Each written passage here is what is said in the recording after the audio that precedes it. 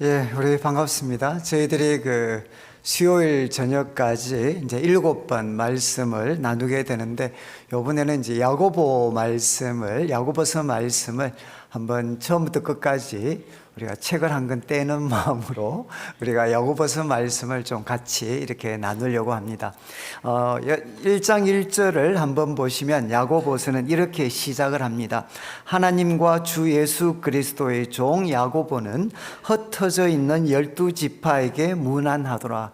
그러니까 이제 흩어져 있는 12지파에게 문안한다. 이것은 이제 이스라엘 백성들이 있었지만 우리 신약에서는 주님의 몸된 교회가 바로 하나님의 새로운 이스라엘이다. 그런데 이제 이 이스라엘 하나님의 백성들은 이렇게 흩어져 있다, 이렇게 이야기했습니다. 그래서 이번에 충북 동로에 또 우리가 부흥회를 이렇게 같이 진행하면서 보니까 다 좀 흩어져 있던 우리 성도님들이 이제 함께 모여서 이제 말씀을 좀 듣게 됐습니다. 그래서 이 흩어져 있다는 것은 우리 성도들이 모여 있으면 신앙생활하기가 좀 좋을 텐데 우리 성도들은 흩어져 있습니다. 그러다 보니까 우리 성도들이 흩어져 있는 삶의 자리는 어쩔 수 없이 고난이 있고 유혹이 많은 그 삶의 자리를 우리 성도들이 살아가고 있습니다. 그런데 여기 이제 흩어져 있다라는 말은 여기에서 뭐가 나오는가 하면 디아스포라라고 들어보셨을 것 같아요. 디아스포라. 그런데 여기 스포라라는 말이 뭔가 하면 씨앗이라는 뜻입니다. 씨앗. 그러니까 흩어져 있다는 것은 뭔가 하면 흩어진 씨앗. 우리가 흩어져 있는 곳은 고난이 있고 또 유혹이 있지만 그곳에 우리는 뿌려진 하나의 씨앗과 같아서 그 삶의 자리에서 우리 성도님들은 하나님의 놀라운 열매를 맺는 거룩한 씨앗들이 되셔야 됩니다. 그런데 이제 야고보 사도는 흩어져 있는 성도들에게 문안을 하는데, 제가 질문하고 싶은 것은 여기 야고보는 누구겠습니까? 이제 성경에 여러 명의 야고보가 나옵니다. 예수님의 제자들 중에 12제자들 중에 2명의 야고보가 등장을 합니다. 그런데 여기 등장하는 야고보서를 기록한 야고보는 예수님의 12제자 중에 한 사람이 아니고 예수님의 육신의 동생이었습니다. 예수님의 육신의 동생. 그런데 이 야고보는 이제 성경 전체를 통해서 보면 야고보는 어떤 사람인가? 예수님의 육신의 동생이었는데 한 4가지 정도를 우리가 언급할 수가 있습니다. 첫 번째는 뭔가 하면 우리가 초대교회에서 우리 성도들이 복음을 설명을 할 때 믿음으로 우리가 구원을 받는다. 우리가 믿음에 대해서 강조하는 분은 가장 대표적인 것이 바로 바울과 같은 분입니다. 그런데 이 믿음 그리고 이 복음에는 반드시 행함이 따라야 되죠. 그래서 행함을 대표하는 분은 누구셨느냐? 이 야고보였습니다. 그래서 야고보의 별명이 뭔가 하면 의인 야고보였습니다. 의인 야고보. 그러니까 야고보는 참 거룩한 삶을 가졌던 그런 분이었습니다. 그런데 여러분, 거룩한 삶을 가졌던 사람들이 또 이렇게 어떻게 좀 기도를 많이 할까요? 많이 하지 않을까요? 여러분이 이제 이 야고보의 또 하나 별명이 뭔가 하면 이제 과거에 우리 한국교회 낙타무릎이라는 책이 있었습니다. 우리 조금 이제 불미스러운 일로 사역을 그만두셨지만 우리 전병욱 목사님 같은 분이 이제 기도에 대해서 가르침을 줄 때 그 제목이 낙타무릎이었습니다. 여러분, 낙타는 무릎을 꿇는 것이 너무 습관화되어 가지고 그 무릎이 딱 이렇게 무릎 꿇기에 최적화가 되어 있었습니다. 야고보의 별명이 뭔가 하면 기도를 너무 많이 해서 그 무릎이 낙타 무릎처럼 되었던 분, 그분이 누군가 하면 이 야고보라는 분입니다. 야고보는 여러분 참 이렇게 말씀드린 것처럼 거룩한 의인 야고보였고, 그리고 야고보는 참 기도의 사람이었습니다. 그런데 또 야고보는 어떤 사람이냐? 우리 말씀의 사람이었습니다. 이렇게 이야기할 수 있는 근거는 여러분들이 사도행전 15장을 나중에 한번 읽어보시면 사도행전 15장은 굉장히 중요한 사건이 하나 나옵니다. 그게 뭔가 하면 첫 번째 예루살렘 공회가 이제 소집이 됩니다. 이유는 뭔가 하면 예수님을 믿게 된 이방인들이 할례를 받아야 되나 말아야 되나, 이것 때문에 혼란이 생겨서 이제 초대교회가 공회를 소집을 했습니다.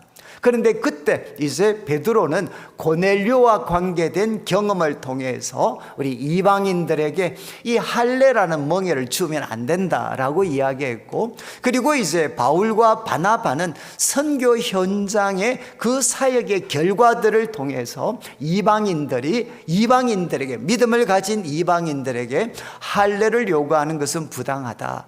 그리고 마지막으로 등장한 사람이 누구냐? 야고보입니다. 야고보가 등장해서 아모스 9장에 있는 말씀을 인용하면서, 봐라, 말씀에, 아모스 9장 말씀에 그 다윗의 퇴락한 곳이 회복이 될 때 이방인들도 동참한다라고 기록이 되어 있다. 그러니까 이 말씀을 통해서 봤을 때 여러분, 주님께 돌아온 이방인들에게 할례의 무거운 짐을 지우는 것은 부당하다, 이렇게 이야기를 합니다. 그리고 회의가 하나님이 기뻐하시는 바른 방향으로 마무리가 됩니다. 이 말씀을 통해서 보면 야고보는 어떤 사람이냐? 바로 말씀의 사람이었죠. 베드로도 그리고 바울과 바나바도 선교 현장, 그의 사역의 경험 속에서 가졌던 이야기를 가지고 가르쳤지만, 야고보는 말씀을 가지고 이야기를 했습니다.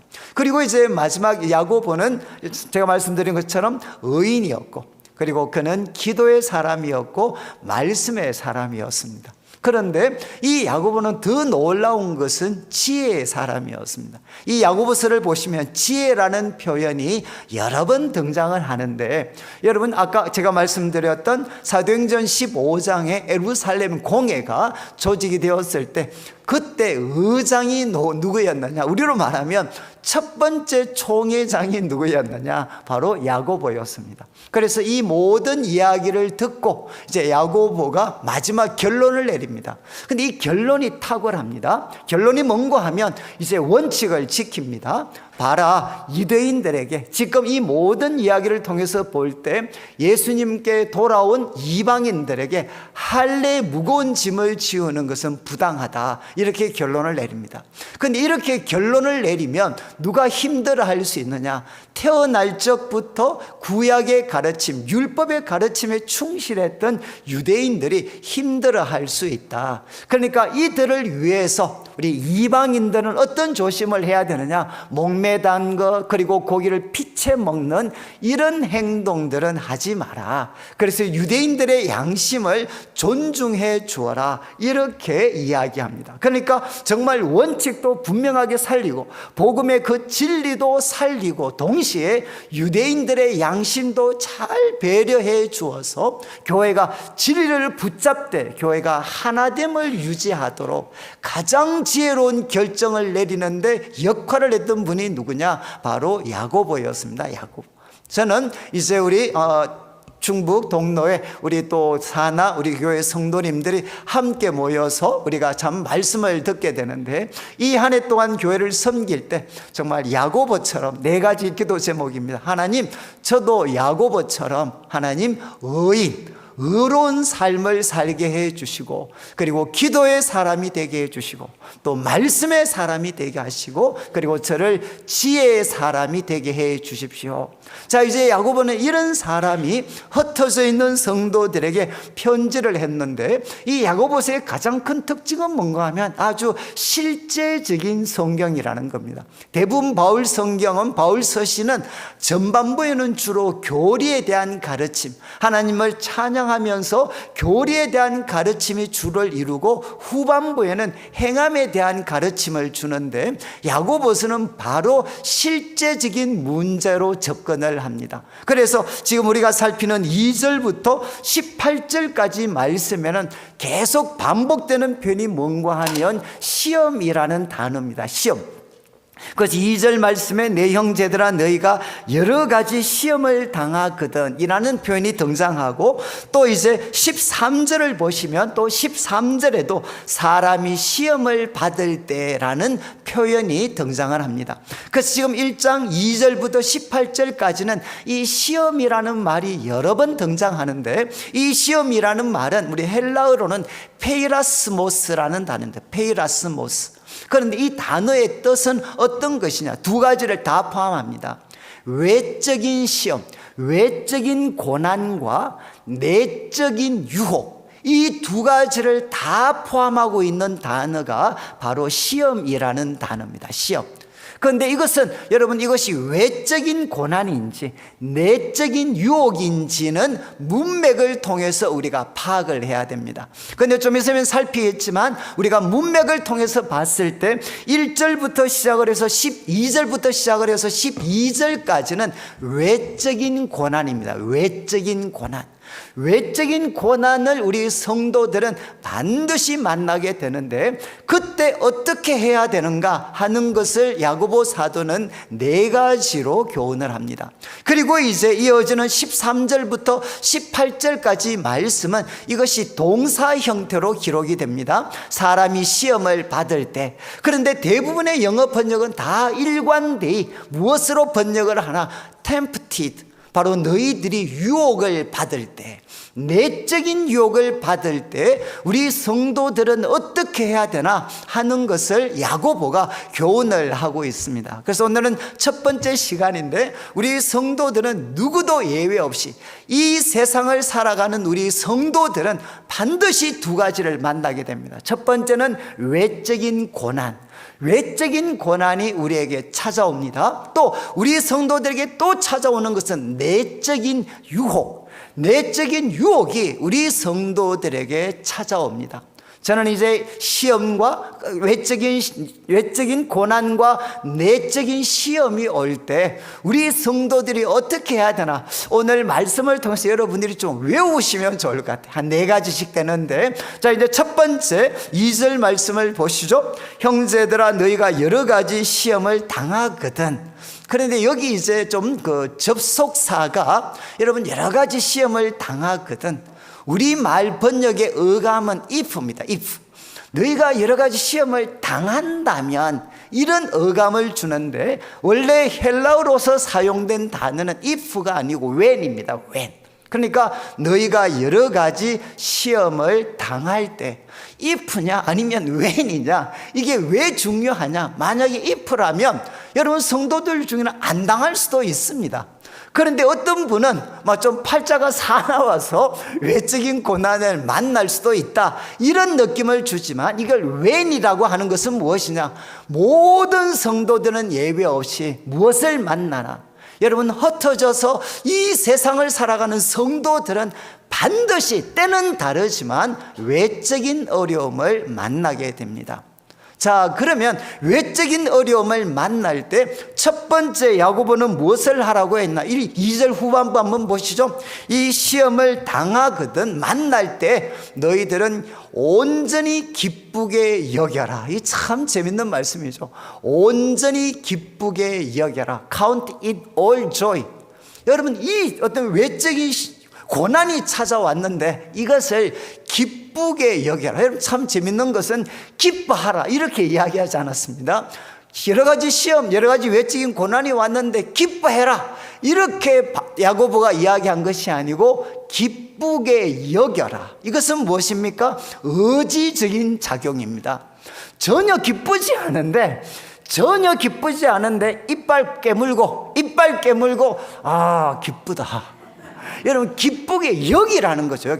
기뻐하라가 아니고 기쁘게 여겨라. 여겨.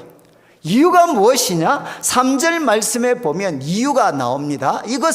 이는 왜냐하면 너희 믿음의 시련이, 여기 시련으로 번역된 단어는 우리 도끼미온이라는 헬라어인데 뜻이 무엇이냐? 여러분, 불에다가 넣고 불에다가 담금질하는 거 있잖아요.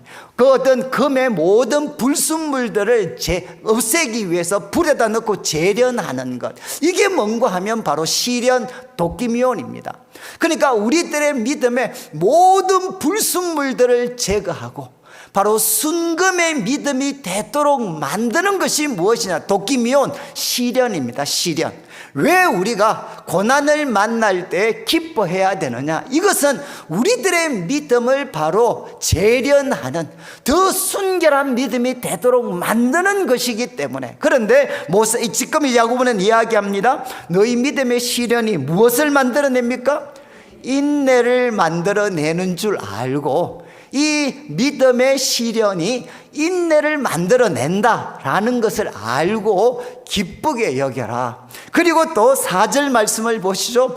인내를 온전히 이루라. 그냥 쉽게 이해하면 끝까지 참아라. 끝까지 인내를 온전히 이루라. 그러면 어떤 일이 생깁니까? 이는 너희로 온전하고, 이것은 인격과 관계되는 겁니다. 하나님 보실 때 온전하고 온전한 인격을 갖추고 구비하여 하나님을 섬기는데 잘 준비되는 겁니다. 주님의 몸된 교회를 섬기는데 잘 준비되는 것, 이게 구비하는 겁니다. 여러분, 우리가 인내를 온전히 이루게 되면 어떻게 되나? 우리들의 인격이 하나님 보실 때 온전해지고 하나님을 잘 섬길 수 있도록 우리는 준비되어져서, 마지막에 뭐라고 이야기했습니까? 조금도 부족함이 없게 하려 합니다. 자, 이제 2절부터 4절까지 말씀을 통해서 보면 여러분, 이제 여러 가지 시험을 만났습니다. 외적인 고난이 또 찾아왔습니다. 그때 여러분, 첫 번째 해야 될 일이 무엇이죠? 첫 번째 해야 될 일은 이빨 딱 깨물고, 전혀 안 기쁘지만 기쁘다, 그것을 기쁘게 여기는 겁니다. 이유를 야고보 설명했죠. 이유는 무엇입니까? 이것은 우리들의 믿음을 순결하게 만드는 것이고, 이 믿음의 시련을 통해 어떤 생산적인 일이 일어나나 바로 우리 마음에 인내라는 것이 생성이 된다는 겁니다.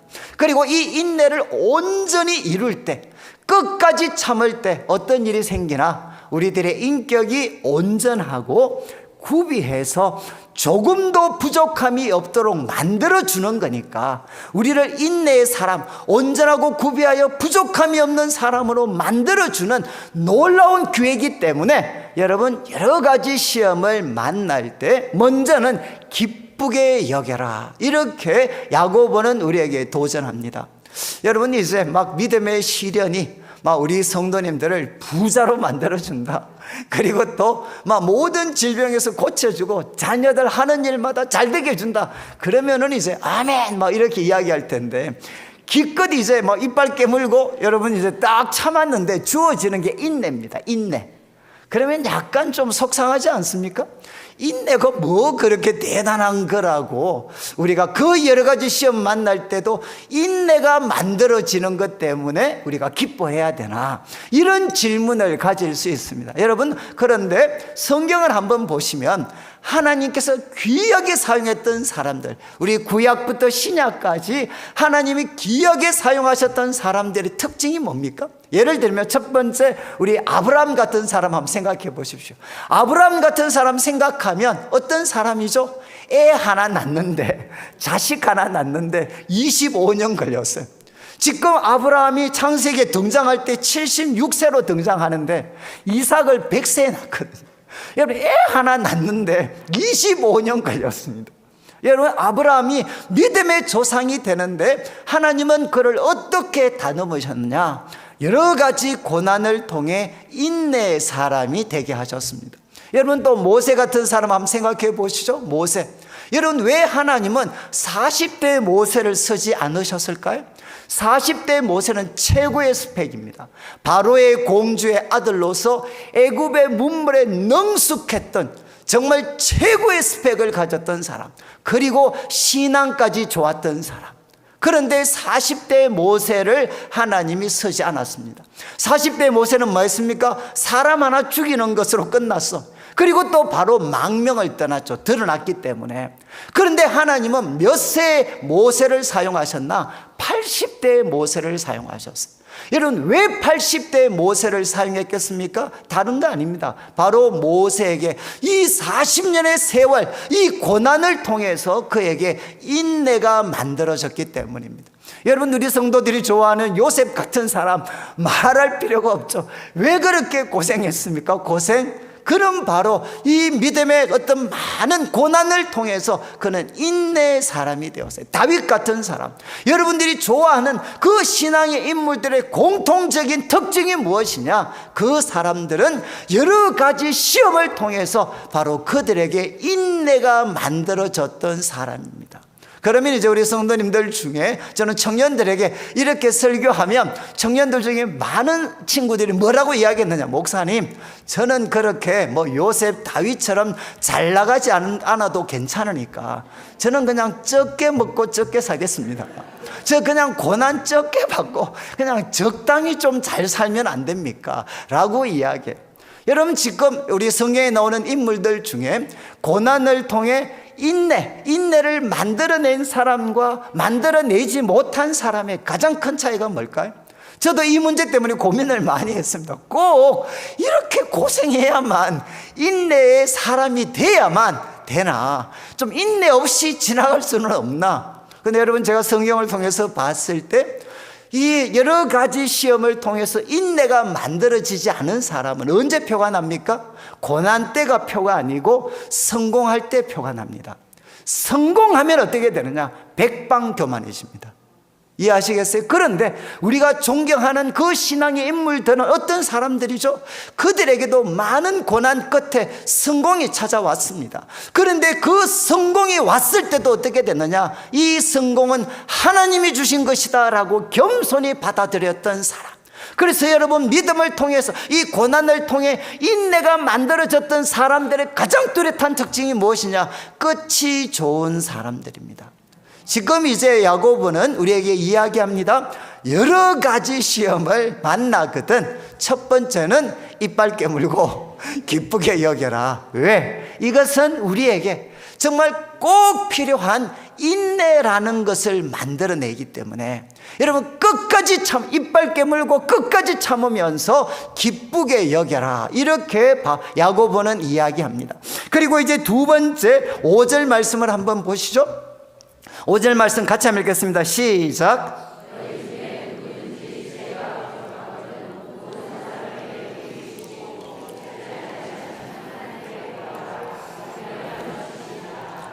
여러분, 이제 이게 지금 이 5절 말씀, 너희 중에 누가 지혜가 부족하거든 이제 후히 주시고 꾸짖지 않는 하나님께 구해라. 이 말씀이 고난과 좀 연결이 되나요? 고난. 여러분, 고난과 이 말씀, 지혜가 부족하거든 하나님께 구해라, 이 말씀과 연결이 됩니까? 아니면 딴 주제로 넘어가는 것 같지 않습니까?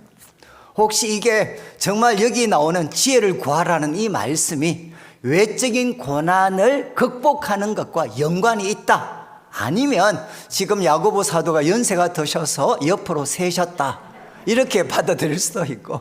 그런데 우리는 성경을 믿으니까 전자 쪽이겠죠. 이 말씀 잘 이해가 안 되지만 이 말씀도 우리가 외적인 고난을 만날 때 우리에게 꼭 필요한 것을 가르치는 말씀이다. 그러면 여러분, 혹시 고난을 우리가 생각하지도 못했던 고난이 찾아왔습니다. 고난이 찾아오면 여러분 마음에 어떤 생각이 들죠? 다른 것보다도 이 질문이 생깁니다.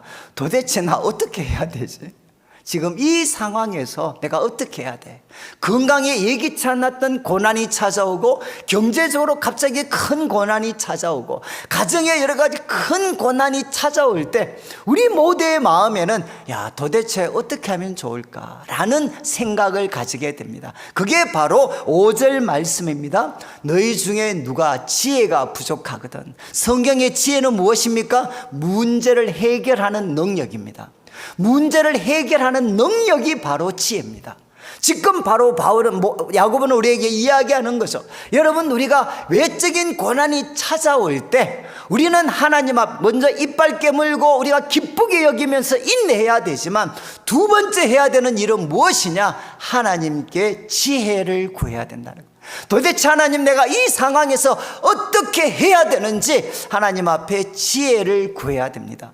그러면 하나님은 어떤 분이십니까? 이거는 외우셔야 돼요. 하나님은 어떤 분이신가? 후히 주시고 꾸짖지 아니하시는 하나님께 구해라, 그리하면 주시리라. 여러분에게 하나님은 이런 분이신가요? 하나님 후히 주시는 분이십니까? 꾸짖지 않는 분이십니까? 저는 제 경험에는 하나님은 다른 사람한테는 후하게 주시는지 모르겠는데 저한테는 정말 인색하신 것 같았어요. 여러분, 그리고 우리 한국 사람들은 이제 약간, 요즘은 달라졌지만 과거에는 학교에서 선생님들한테 질문을 잘 못하죠. 선생님들께 질문하면 선생님들은 뭐라고 합니까? 손 내려. 야, 그러니까 공부를 좀 해야 되지. 여러분, 우리는 질문하면 대부분 꾸중을 들었습니다.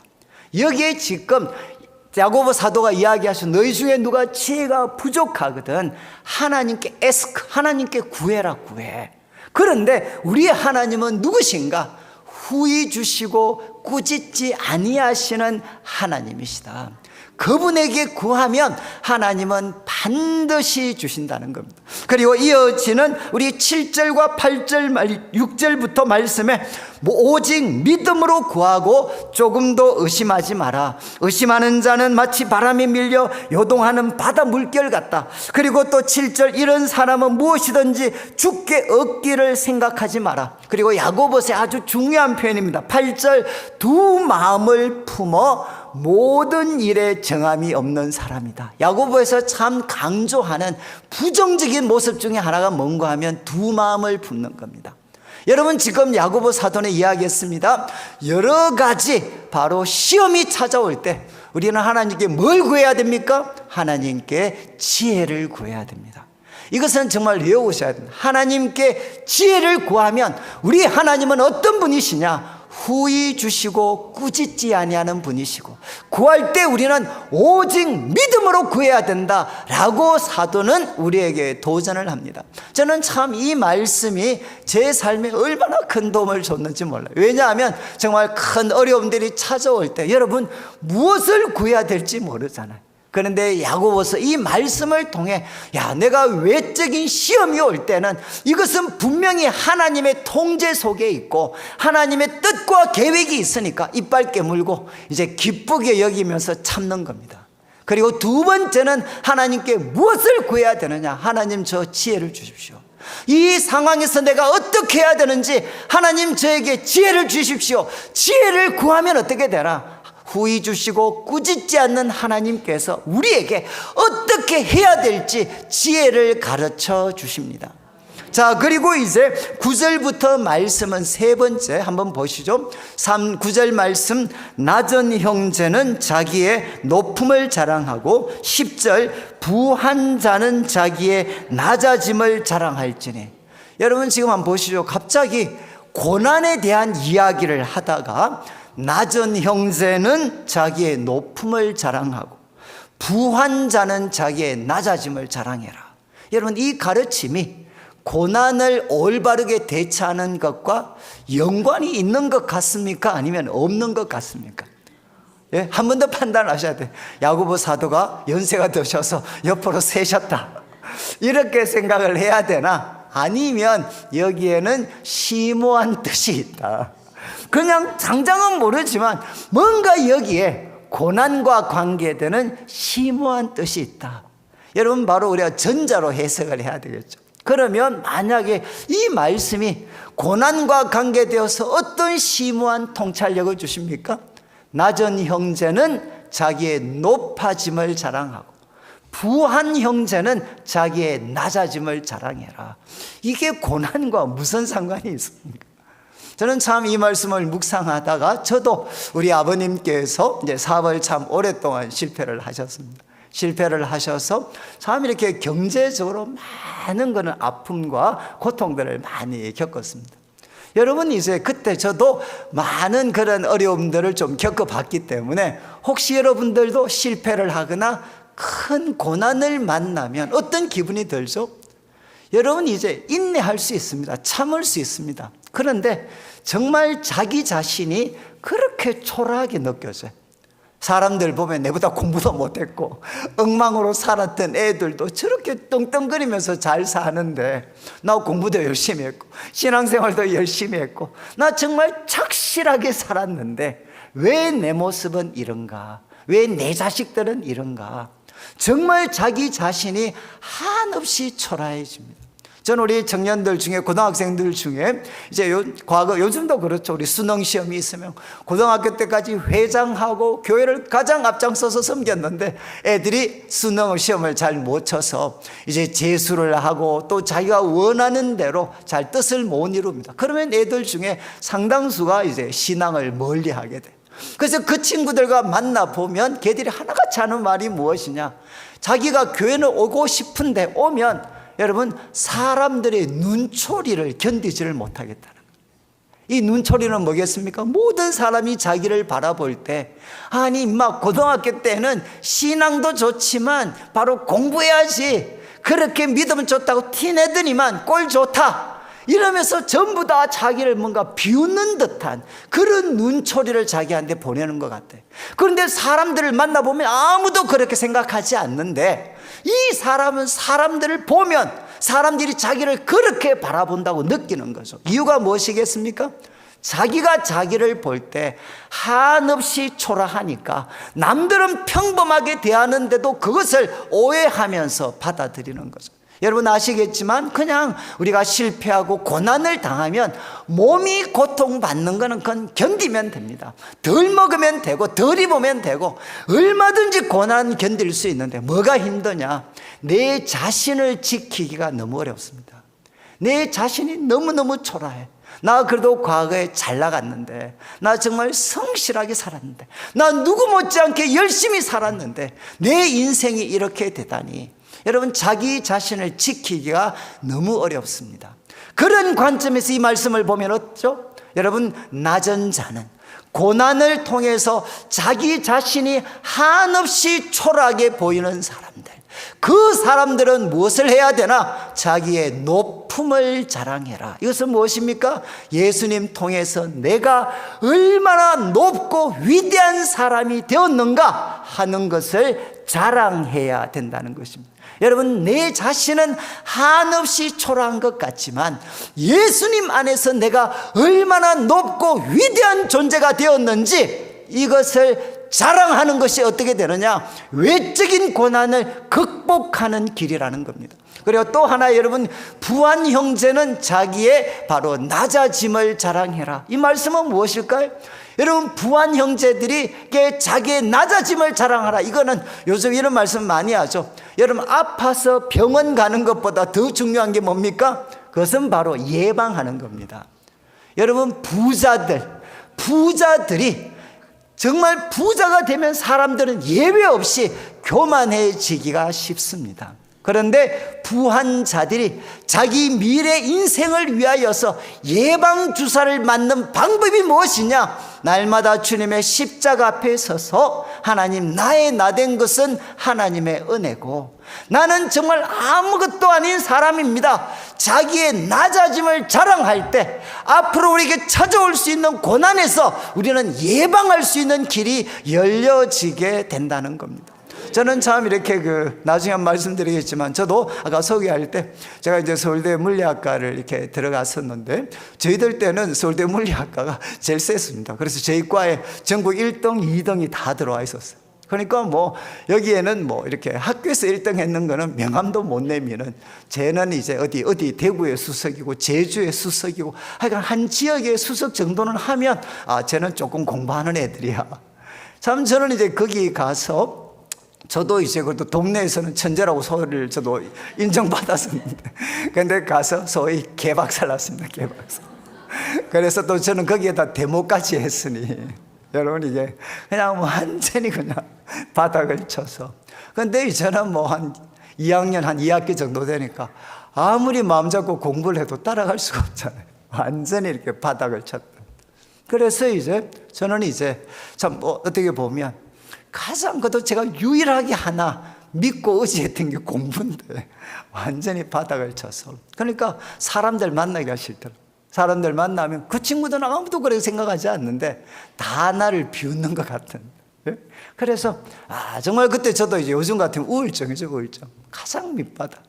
그래서 나는 왜 이렇게 성경 열심히 보려고 했고 하나님 뜻대로 살려고 그렇게 발부둥 쳤는데 왜 나는 이렇게 낙오자가 되었나. 그리고 노력해도 정말 내 속에는 여러분 끝까지 버틸 수 있는 힘도 없고, 그리고 그 속에, 그래서 저는 정말 이렇게 제 자신, 근데 그때 주님께서 이제 저에게 찾아오셔서 이렇게 말씀하셨습니다. 야, 네 진짜 모습 알면 너희 부모님들 다 너를 모른다고 할 거야. 그리고 너를 그렇게 사랑하는 우리 내수동교회 우리 친구들, 선배들, 후배들, 네 진짜 모습 알면 다 떠나갈 거야. 다. 그래, 맞아, 너는 모순 덩어리야, 모순 덩어리. 그런데 나는 너를 부끄러워하지 않는다. 이렇게 하나님께서 저에게 말씀을 하셨어요. 그때 제 삶에 바로 천국이 열렸던 시간입니다. 여러분, 아무리 봐도 저는 수치스럽고 부끄러워서 견딜 수가 없었는데 내 진짜 모습 알면 저에게 모든 것을 걸고 계셨던 우리 부모님들, 야, 쟤는 내가 아는 내 아들 관영이가 아니야, 이렇게 외면할 수밖에 없고, 제가 그렇게 믿고 사랑했던 우리 교회 친구들, 선배들, 내 진짜 모습 알면 다 나를 모른다고 부인할 수밖에 없는 그런 모순 덩어리가 바로 전데, 그런데 하나님이 찾아오셔서 나는 너를 부끄러워하지 않는다, 이렇게 말씀하셨어요. 제가 그때 하루를 정말 이렇게 천국을 맛봤습니다. 그런데 약효가 하루 갔어요, 하루. 그 다음날 일어나니까 걷잡을 수 없는 의심이 막 솟아나기 시작을 했어요. 그리고 저한테 이야기하는 마음에서 소리가 들리는 거죠. 너 어제 그 경험은 뽕 맞은 거예요, 뽕 맞은 거. 여러분, 바로 우리 좌파 쪽에서 막스가 이야기했죠. 종교는 민중의 아편이라 그랬잖아요. 너 아편 하나 맞은 거야, 아편 하나. 한번 생각해봐. 하나님은 거룩하신 분이시고 거기에다가 하나님은 불꽃 같은 눈동자를 가지셔서 너 자신에 대해서 모든 것을 다 알고 계시는데, 여러분, 의로우신 하나님, 그리고 불꽃 같은 눈동자를 가지시고 모든 것을 다 알고 계시는 하나님, 그 하나님이 어떻게 너 같은 모순 덩어리를 보고 부끄러워하지 않는다, 이게 말이 되냐? 그래서 제 속에 걷잡을 수 없는 이런 질문, 의심들이 막 솟구쳐졌어요. 그래서 제가 이제 기도를 했죠. 하나님, 사랑의 눈이 머셔서 거룩을 포기하셨습니까? 이렇게 제가 하나님께 기도를 드렸어요. 그런데 그때 저는 참 우리 하나님은 한 방에 딱 정리를 해주신 거예요. 하나님은 그때 저한테 무슨 깨달음을 주셨나? 야, 이놈아, 내가 왜 너를 부끄러워하지 않는다, 이유가 뭔 줄 아니? 그러면서 하나님이 딱 한마디 하셨어요. 나는 너를 볼 때 그리스도를 통해서 너를 보고 있다. 좀 이해가 되시는지 모르겠는데, 나는 너를 볼 때 그리스도를 통해서 보고 있다. 여러분, 이게 무슨 말씀이냐? 하나님이 다이렉트로 저를 보면 저는 하나님께서 심판할 수밖에 없는 존재죠. 그런데 하나님과 저 사이에 누가 계십니까? 중보자 예수 그리스도가 계십니다. 여러분, 그 예수님이 제 모든 죄와 허물을 십자가에서 다 해결하셨고, 하나님이 기뻐하시는 그 완벽한 의의 삶을, 의로운 삶을 누가 사셨는가? 우리 예수님이 사셨습니다. 여러분, 그분이 바로 저의 중보자가 되고, 나는 어디 있는 사람이냐? 나는 그리스도 안에 있는 사람입니다. 그러니까 하나님께서 저를 보면 반드시 누구를 통과해서 봐야 되죠? 예수님을 통과해서 봐야 되니까, 여러분, 예수님 안에 있는 저를 하나님이 보실 때 내가 완벽해서가 아니라 나를 둘러싸고 계시는 예수님 때문에, 야, 나는 너를 부끄러워하지 않아. 너는 내 사랑하는 아들이야. 그리고 나는 너를 정말 기뻐하고 너는 의로운 자야. 이렇게 말씀을 하셨어요. 여러분, 저는 그때 태어나면서부터 교회를 다녔지만 저는 그때 예수님의 십자가가 나와 무슨 상관이 있는지 저는 그때 깨닫게 됐습니다. 여러분, 그 후로도 저는 많은 실패를 경험을 했습니다. 그러면서 많은 실패 가운데서 이런 질문이 생기죠. 하나님, 내가 이 모양인데도 하나님 저 부끄럽지 않습니까? 내가 이 꼬라진데도 하나님 저 부끄럽지 않습니까? 이렇게 질문하면 우리 주님께서 기다리셨다는 듯이 또 질문합니다. 야, 나도 한 가지 물어보자. 야, 너 혹시 그리스도 안에 있느냐? 이렇게 질문을 하셔요. 그러면 제가 대답을 하죠. 하나님, 내 삶이 엉망이라 하더라도 하나님, 내가 한 가지 포기할 수 없는 것이 있습니다. 그것은 뭔가 하면 나 예수님 믿습니다. 나 그리스도 안에 있습니다. 이렇게 고백하면 정말 우리 하나님께서 기다리셨다는 듯이 말씀을 하십니다. 나는 그리스도 안에 있는 너를 부끄러워하지 않아. 여러분, 지금 이것이 바로 우리가 구원받은 은혜죠. 우리들의 행위 그리고 우리들의 공로 때문에 구원받은 게 아니라 우리 모두는 다 모순 덩어리입니다. 우리는 죄의 노예로 살아왔던 사람이지만 우리들의 죄, 우리들의 실패와 부끄러움을 예수님께서 십자가에서 담당하셨고, 우리 하나님이 기뻐하셨던 그 완벽한 의로움의 삶을 우리 예수님은 우리를 대표해서 이루셨습니다. 여러분, 이 예수님을 우리가 붙잡고 의지해서 그리스도 안에 있게 될 때 하나님은 예수님 때문에 여러분을 의롭다 하시는 거죠. 여러분, 지금 야고보는 우리에게 이야기합니다. 여러분, 우리가 바로 정말 고난 가운데 있을 때 해야 될 일은 무엇이냐? 우리들 자신을 지켜야 됩니다. 여러분, 낮은 형제, 나 그래 실패했고 나는 낮은 자리에 있지만 주님의 십자가를 바라볼 때 우리가 부인할 수 없는 것 하나는 무엇이냐? 이런 나를 우리 주님은 사랑하십니다. 우리는 그리스도 안에 있습니다. 그리스도 안에 있는 우리들 자신을 우리 하나님은 너무나도 기뻐하시고 우리를 거룩하고 영광스럽게 반드시 만드시는 분이시죠. 그래서 우리는 어떻게 해야 됩니까? 바로 낮은 형제는 그리스도 안에서 내가 얼마나 높아졌는가 하는 것을 우리는 자랑해야 된다는 겁니다. 그리고 이어지는 우리 이제 12절을 한번 보시죠.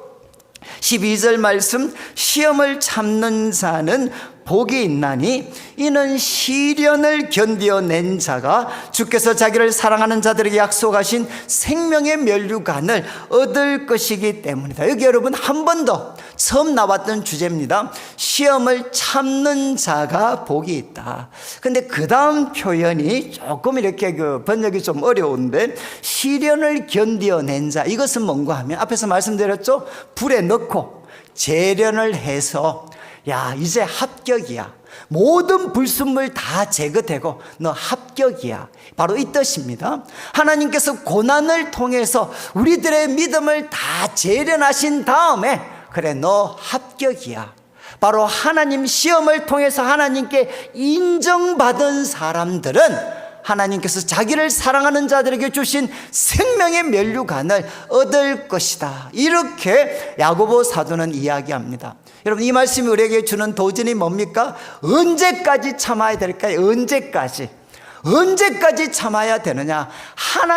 하나님으로부터 야, 그 정도면 됐어, 하나님께로부터 그 정도면 됐어, 하나님께 인정받을 때까지 어떻게 해야 되느냐? 우리는 참아야 된다는 겁니다. 인내해야 된다는 겁니다. 그러면 어떻게 되나? 여러분, 바로 우리가 요셉처럼, 그리고 다윗처럼, 모세처럼 하나님께서는 어떻게 하시느냐? 여러분, 인내를 하나님이 보실 때까지 정말 인내했던 사람들을 하나님께서는 생명의 면류관으로 그들을 높여주십니다. 자, 이제 좀 정리를 하면, 여러분, 우리가 여러 가지 이제 고난이 옵니다. 고난. 이제 갑자기 또 오늘 이렇게 말씀 마치고 갔는데 또 집에 난리가 났어요. 난리가. 또 예기치 않은 고난이 찾아왔어. 그럼 적용을 해야 돼. 첫 번째 뭐 해야 되죠? 예, 이빨 깨물고 이빨 다 깨물고, 아, 기쁘다. 그리고 언제까지? 여러분, 끝까지 참으셔야 돼. 끝까지. 이유가 뭐죠? 이것은 생산적인, 우리를 온전하고 구비하여 조금도 부족함이 없는 사람이 되도록 인내가 만들어지는 시간. 이거 제가 신방해보면 알아요. 여러분, 아무리 죄송합니다, 우리 자매들 한 30대 40대 초 아무리 신앙 좋아도 제가 신방 가면 어떻습니까? 뭔가 까칠한 게 있어요. 까칠한 게. 그런데 신방 가면 누가 제일 편하겠습니까? 할매들이 제일 편해요. 신방 가서 이야기하면 할매들이 그냥 한 방으로 끝내줘요. 한 방으로. 목사님, 시간 지나면 다 해결됩니다. 그리고 또 목사님, 저 사람 때문에 너무너무 힘듭니다. 권사님, 그러면 목사님, 걱정하지 마십시오. 저 사람 힘 빠질 때 옵니다. 내 남편 봤는데 힘 빠지니까 끝입니다. 그래서 우리 한 방에 그냥 끝내버리셔요. 저는 우리 참 연세 드신 우리 어르신들 만나면 정말 이걸 느껴요. 야, 인내가 만들어진 사람들이 얼마나 다른가, 고난을 바라보고 대처하는 태도가 얼마나 다른가 하는 것을 뼈저리게 느끼게 됩니다. 여러분, 먼저 기억하셔야 돼. 우리가 외적인 고난이 오면 첫 번째는 이빨 깨물고 기쁘게 여기면서 끝까지 참고, 두 번째 뭐합니까? 두 번째는 지혜를 구하셔야. 이 정말 중요합니다. 하나님, 지혜를 구하셔야. 하나님, 어떻게 해야 됩니까? 어떻게? 그리고 세 번째는 무엇이죠? 자기 자신을 지켜야 돼. 낮은 형제는 예수님 안에서 내가 얼마나 귀하고 높은 사람인가 하는 자기의 높아짐을 자랑해야 됩니다. 또 언제까지 참아야 되죠? 하나님이 인정하실 때까지. 내가 이 정도면 됐다 이게 아니고 하나님이 보셔서 하나님이 인정할 때까지 우리가 참아야 됩니다. 자, 이제 우리 13절부터 18절까지 제가 한 10분 안에 빨리 정리하겠습니다. 이제 그 두 번째는 유혹입니다. 유혹. 사람이 유혹받을 때 첫 번째 이렇게 야고보는 이야기합니다. 내가 하나님께 시험 받는다 하지 마라. 하나님은 사람을 시험하지도 않고 시험 받지도 않는다. 오직 14절 각 사람이 시험 받는 것은 자기 욕심에 끌려 미혹되는 것이다. 저를 한번 보시죠. 이제 우리가 시험 받을 때, 유혹 받을 때 첫 번째 해야 되는 것은 무엇입니까? 내가 하나님께서 나를 유혹하고 계신다. 하나님이 나를 유혹하고 계신다. 이렇게 하지 말라는 거예요. 여러분, 하나님이 나를 유혹하면 어떻게 해야 되죠? 그 유혹을 받아야 되죠. 그렇지 않나요? 여러분, 유혹을 받아놓고 유혹에 굴복한 다음에 하나님이 나를 유혹하셨습니다. 혹시 이런 말 하시는 분이 계시나요? 여기 뭐 제천에 계시나요? 근데 성경에 있겠습니까? 없겠습니까? 유혹에 굴복한 다음에 너 왜 그 유혹에 굴복했냐? 그러니까 한마디로 하나님이 나를 유혹하셔서 제가 져줬습니다. 이런 반응 했는 사람이 있을까요? 없을까요? 있습니다. 누가 이런 반응 보이느냐? 인류의 시조 아담입니다. 여러분, 아담이 선악과 따먹었잖아요. 선악과를 먹고 선악을 알게 하는 나무 열매를 먹고 나서 하나님이 왜 먹었냐라고 이야기할 때 아담의 답변이 뭐죠? 여러분, 그런데 하와가 줘서, 저 여자가 줘서 먹었잖아요. 그런데 저 여자가 어떤 여자죠? 하나님이 내게 주신 저 여자가 나한테 줬기 때문에 내가 먹었습니다. 이 말은 뭡니까? 하나님, 저 여자 때문에 내 인생 망쳤습니다. 그런데 저 여자 누가 줬습니까? 하나님이 주셨습니다. 그러면 내 인생, 나에게 유혹하고 내 인생 망친 분은 누구냐? 바로 하나님이십니다. 하나님. 이렇게 바로 아담은 이야기했습니다. 여러분, 지금 이 말을 쉽게 풀면 여러분, 유혹받을 때 첫 번째 해야 될 일은 무엇이냐? 그 유혹을 합리화시키지 마라. 마치 하나님이 나를 유혹하시는 것처럼. 좀 죄송한 편인데 바람난 사람들의 특징이 뭘까요? 왜 바람났습니까? 이야기하면 다 하나같이 하는 말. 운명론적인 사랑. 거부할 수 없는 사랑. 여러분, 바로 하나님이 저 사람을 제 곁에 두셨습니다. 여러분, 지금도 우리들 주위에 이렇게 유혹을 합리화시키는, 여러분, 지금 뒤에 나옵니다. 유혹의 뿌리는 하나님이 아니라 자기 욕심 때문에 유혹에 굴복하는 거다. 이렇게 성경은 분명하게 이야기합니다. 여러분, 우리가 유혹을 받을 때 첫 번째 해야 되는 일은 무엇이냐? 하나님이 나를 유혹한 것처럼 여러분, 그 유혹을 정당화시키지 마라. 유혹의 뿌리는 어디에 있습니까? 바로 내 욕심에 있다는 겁니다. 자, 그래서 14절을 한번 보시죠. 오직 각 사람이 시험을 받는 것은 자기 욕심에 끌려서, 자기 욕심에 끌려 미혹됩니다. 이게 미혹된다는 게 뭔가 하면 여러분, 낚시하는 겁니다. 낚시밥을 딱 넣고 따딱따딱 하는, 이게 무엇이냐? 미혹하는 겁니다. 미혹. 자기 욕심에 끌려서 바로 그 어떤 낚시바늘 물어버리면 어떻게 되느냐? 바로 붙잡히는 거죠. 마찬가지로 여러분, 우리가 시험을 받을 때 첫 번째 기억해야 될 것이 있습니다. 유혹의 뿌리는 그 환경 배후에 계시는 하나님에게 있는 게 아니고 내 욕심에 그 뿌리가 있다. 유혹을 우리가 이기고 싶으면 어떻게 해야 되나? 바로 우리 마음에서 욕심을 우리가 힘이 없게 만들어야 된다는 거예요. 여러분, 이 욕심이 힘이 없게 하는 길은 무엇이겠습니까? 청년이 무엇으로 그 행실을 깨끗게 하리까?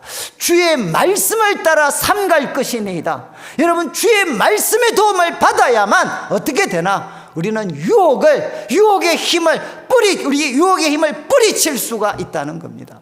자, 이제 야고보 사도는 이야기했습니다. 유혹이 왔을 때 그거 상황 탓, 하나님 탓하면서 합리화시키지 말고 내 마음에 있는 욕심이 뿌리라는 것을 기억해라.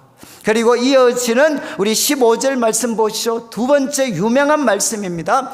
욕심이 잉태한 적 죄를 낳고 죄가 장성한 적 사망을 낳느니라. 여러분, 여기에 욕심이 잉태한다라는 것은 무엇이겠습니까?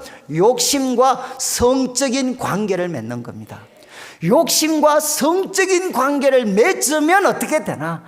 반드시 죄라는 자식을 낳는다. 그리고 죄라는 자식 태어나고 나면 어떻게 되나? 여러분, 우리 애들, 우리가 옛날 어르신들은 그랬잖아요. 우리 애들 놓으면 저는 갖다 던져놔도 잘한다 그랬잖아요. 마찬가지로 죄라는 자식을 낳고 나면 어떻게 되나? 우리들의 생각, 기대하고는 전혀 달리 이 죄는 점점 자라서 어떻게 합니까? 사망을 낳느니라. 여러분, 이 말씀이 우리에게 도전하는 게 뭐죠? 유혹과 관계에서 유혹의 뿌리는 하나님이 아니고 너희 자신의 욕심이다. 기억하고, 두 번째는 뭡니까? 욕심이라는 게 얼마나 파괴적인가 하는 것을 기억해야 된다는 겁니다. 저는 많은 성도들을 만났는데, 여러분, 정말 환난, 외적인 고난에 굴복한 사람, 외적인 고난이 왔을 때 굴복한 사람은 사실 별로 없습니다. 이런 외적인 고난이 찾아오면 우리 대부분의 성도들은 하나님을 더 가까이 합니다. 그런데 정말 무서운 것은 무엇이죠? 성공한 후에 찾아오는 유혹입니다. 이 성공한 후에 찾아오는 유혹은 여러분, 뿌리칠 수 있는 사람들이 많지 않습니다. 그런데 외적인 고난이 파괴적일까요? 아니면 내적인 유혹이 파괴적일까요? 그럼 말할 필요가 없죠. 내적인 유혹이 우리들의 삶에는 더 치명적인 아픔을 주는 거죠. 가장 대표적인 예가 바로 이제 다윗입니다. 다윗이 밧세바를 범할 때 바로 이거 말씀은 이 다윗의 삶을 생생하게 그려줍니다. 여러분, 이 다윗이 바로 부하들은 전쟁 나갔는데 낮잠 자다가 이제 저녁 시간에 나가보니까, 산책하다 보니까 여인이 목욕을 하는 걸 봤어요. 보는 거는 죄가 아닙니다. 근데 뭐가 죄입니까? 그 목욕하는 여인의 모습을 보고 욕심을 바로 품게 되는 거죠. 욕심을 품게 돼. 욕심과 계속해서 관계를 맺기 시작합니다. 안에서. 그 다음 어떻게 됩니까? 야, 저 여자 도대체 누굴까? 그래서 부하들 시켜서 보니까 대충 알아왔어요. 여러분, 누군지 아니까 그 다음 마음이 뭐가 생겼겠습니까? 한 번 정도 좀, 주소가 어디지? 그리고 그 다음 뭐죠? 그 다음 또 이제, 그 다음 뭡니까? 우리 전번이 뭘까, 전번? 그리고 이야기하죠. 야, 내가 한 번만 볼 수 있으면 좋겠는데. 그리고 한 번 보면 둘이만 있으면 좋겠는데. 이러다가 어떻게 됩니까? 사달이 나는 거죠. 여러분, 지금 성경은 분명하게 이야기합니다.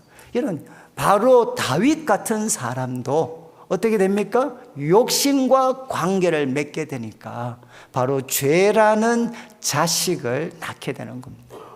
여러분, 죄라는 자식 낳고 나니까 그 다음 어떻게 되죠? 이제 밧세바가 아기를 가졌다는 이야기를 듣고 그 다음 어떻게 합니까? 바로 이 남편 우리아 데리고 와서 완전 범죄를 꿈꾸다가, 그런데 우리아가 너무 신실해서 부인과 잠자리를 하지 않는 거죠. 그러니까 나중에는 어떻게 합니까? 전쟁에서 완벽하게 그냥 죽여버리잖아요. 이게 뭡니까? 욕심이 잉태한 적 죄라는 자식을 낳고, 죄라는 자식은 점점 자라서 사망에 이르게 하죠. 그래서 다윗의 인생은 밧세바 사건을 전후로 해서 완전히 달라집니다. 밧세바 사건 이전에 다윗은 너무나도 아름다웠지만 밧세바 사건 이후에는 다윗의 집에서 칼이 떠나지를 않습니다. 이게 바로 유혹에 굴복한 대가였죠. 여러분, 기억하셔야 됩니다. 이 욕심이라는 게 얼마나 치명적이고 파괴적인가 하는 것을 여러분들은 기억하고 어떻게 해야 되죠? 욕심을 품는 것에서부터 멈춰야 된다는 겁니다.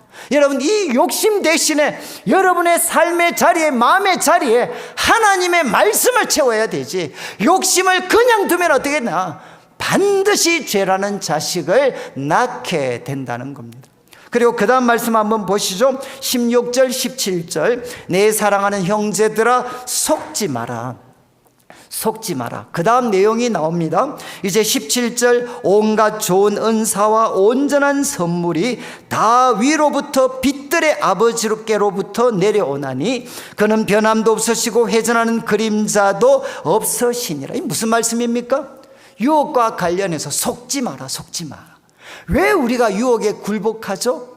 왜 유혹에 굴복합니까? 17절 말씀을 통해서 보면 온갖 좋은 은사, 그리고 온전한 선물, 이 선물은 어떻게 내 것이 됩니까? 각양 좋은 은사와 온전한 선물, 내가 꿈꾸는 삶의 아름다운 모습은 내 욕심을 통해서 얻을 수 있어 라고 생각하면 어떻게 되나? 유혹에 굴복하게 되는 겁니다. 그런데 야고보 사도는 이야기하죠. 속지 마라. 여러분, 각양 좋은 은사와 온전한 선물, 우리 인생의 가장 아름답고 복된 것은 욕심에 굴복해서 주어지는 것이 아니라 언제 주어집니까? 빛들의 아버지가 주시는 것이다. 여러분, 그래서 우리들 마음에 욕심이 부추길 때마다 여러분이 얻고 싶은 것을 여러분 누구한테 구해야 되느냐? 빛들의 아버지께 구해야 된다는 겁니다. 여러분, 우리가 꿈꾸는 가장 행복하고 풍성한 삶, 아름다운 삶은 욕심을 통해서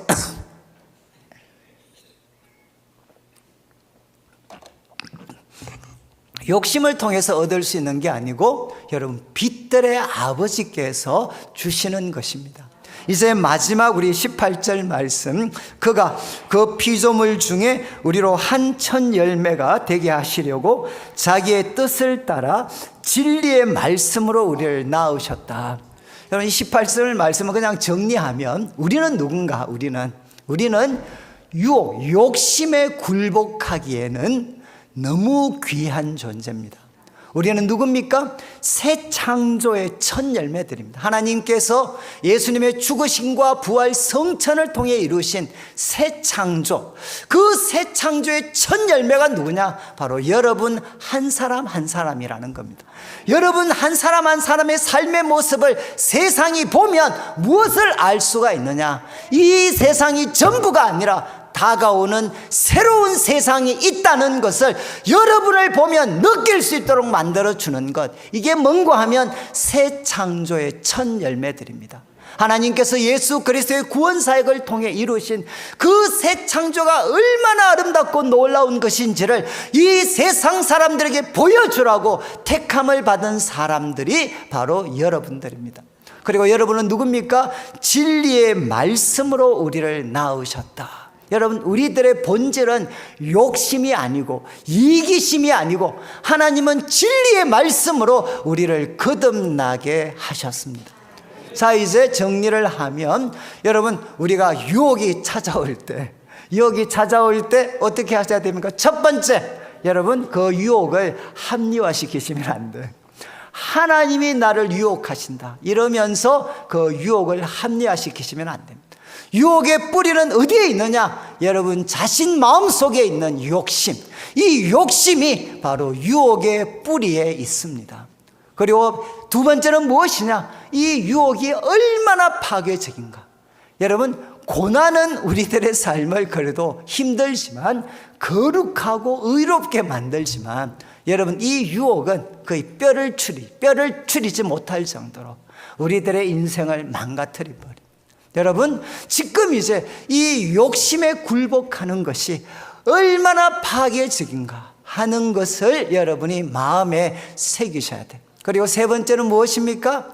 여러분, 각양 좋은 은사, 온전한 선물은 내 욕심을 통해서 얻을 수 있는 게 아니고 빛들의 아버지께서 주시는 겁니다. 여러분이 원하는 것, 구하는 것, 여러분이 가장 가지고 싶은 것을 누구에게 구해야 되느냐? 빛들의 아버지에게 굴복해, 빛들의 아버지께 구해야 됩니다. 그리고 마지막, 여러분, 우리는 누군가 유혹에 굴복하기에는 너무나도 귀한 존재들입니다. 여러분, 제 동생이 이제 2살 밑에 동생이 이제 목사입니다. 목사. 그런데 저는 이제 나중에 대학 와서 신학을 하게 됐고, 제 동생은 이제 중학교 3학년 때 이제 목회를 하기로 결심을 했어요. 그런데 저는 예수 믿으면 사람이 바뀐다는 것을 제 동생, 2살 밑에 제 남동생을 통해서 처음 저는 보게 됐어요. 매일 저하고 싸웠는데, 키도 저보다 크고 훨씬 잘생겼고 이래가 매일 저하고 매일 싸웠어요. 매일 그렇게 욕심 많고 매일 저하고 싸웠는데, 동생이 중학교 한 2학년 겨울 뭐 이럴 때 은혜를 받았습니다. 은혜를 받고 그때부터 제 동생은 기도의 사람이 됐어요. 그래서 중학교 2학년 3학년짜리가, 여러분 그 당시에는 우리 주일 밤 예배 그리고 수요일 밤 예배 우리 학생들 다 참석했잖아요. 옛날에는. 저도 동생하고 같이 참석하면, 동생은 주일 밤 수요일 밤 예배 마치고 나면 교육관 밑에 내려가서 1시간씩 그냥 주구장창 기도를 했어요. 동생은 중등부 회장이고 저는 고등부 회장인데, 제가 뽀대가 나기 위해서라도 동생하고 같이 한번 기도해 보려고. 동생은 1시간 동안 주구장창 기도하는데, 저는 기도하고 나면 최선을 다해서 기도해. 눈 뜨고 나면 3분, 그리고 이제 55분은 제 동생 기도 끝나는 걸 기다렸어요. 그래서 저는 참 예수 믿고 제 동생이 완전히 바뀌었어요. 그런데 동생이 기도를 했고요. 또 하나는 동생은 사랑의 사람이 됐어요. 동생이 은혜 받고 나서부터 싸움이 안 돼, 싸움이. 제가 동생을 한 방 옛날처럼 딱 집박으면 동생이 저를 딱 보고, 형님 왜 그러십니까? 이 한마디를 하면 그 다음 진행이 안 돼. 동생이 정말 사랑의 사람이 됐어요. 정말 무섭더라고요, 제가. 그래서 제가 나중에 대학을 가서 이제 동생과 같이 자취를 하면서 물어봤습니다. 야, 너 도대체 중학교 2학년 겨울인지 모르겠는데 그때 너한테 무슨 일이 생겼길래, 어떤 은혜를 받았길래 그때 너가 그렇게 바뀌었냐? 그러니까 동생이 이런 이야기를 했어요. 형, 내가 그때 예수님을 만났는데 딱 하나 깨달았어. 예수님 만나고 나니까 내가 얼마나 귀한 사람인지를 알게 됐다는 거예요. 내가 얼마나 귀중한 사람인지를 자기가 알게 됐다는 거예요. 그래서 유혹이 와도 항상 마음에, 나는 유혹에 굴복하기에는 난 너무 귀한 사람이야. 그리고 고난이 와도 내가 불평하기에는 난 너무 귀한 사람이야. 여러분, 그래서 자기 자신을 정말 지킬 수가 있었다는 거예요. 예수님 만나고 나니까 내가 얼마나 귀하고 복된 사람인지, 얼마나 귀한 사람인지 알고 나니까 여러분, 고난과 유혹에서 올바르게 대처할 수 있는 사람이 됐다는 겁니다. 오늘 이제 말씀 마무리하면 제가 내일 아침에 또 제가 시험을 칩니다. 자, 여러분, 우리가 외적인 고난이 왔어요. 네 가지. 첫 번째 뭡니까? 이빨 깨물고, 기쁘다 그러면서 끝까지 참고. 두 번째 뭘 구해야 됩니까? 지혜를 구하고. 세 번째 뭐죠? 여러분, 자신을 잘 지키셔야 돼요. 그리고 네 번째, 하나님이 인정하실 때까지 참으셔야 돼요. 그리고 이제 두 번째, 유혹이 올 때 어떻게 해야 되죠? 여러분, 합리화시키면 안 돼. 정당화시키면 안 돼. 하나님이 우리를 유혹하는 게 아니라 유혹의 뿌리는 내 욕심에 있습니다. 욕심. 그리고 두 번째 뭡니까? 여러분, 욕심이 얼마나 파괴적인가 하는 거 여러분 꼭 기억하셔야 돼요. 그리고 세 번째, 우리가 구하는 온갖 좋은 은사, 각양 좋은 은사, 온전한 선물은 욕심으로 얻을 수 있는 게 아니고 빛들의 아버지가 주시는 겁니다. 마지막, 우리는 누군가 유혹에 굴복하기에는, 욕심에 굴복하기에는 너무 귀한 존재들, 새로운 창조의 첫 열매고 진리의 말씀으로 바로 지으심을 받은, 유혹에 굴복하기에는 가장 귀한 사람이다 라는 거 기억하고, 우리 성도님들의 삶에 어떤 시련, 유혹이 오더라도 승리할 수 있는 우리 성도들 되시기를 주님의 이름으로 축원합니다.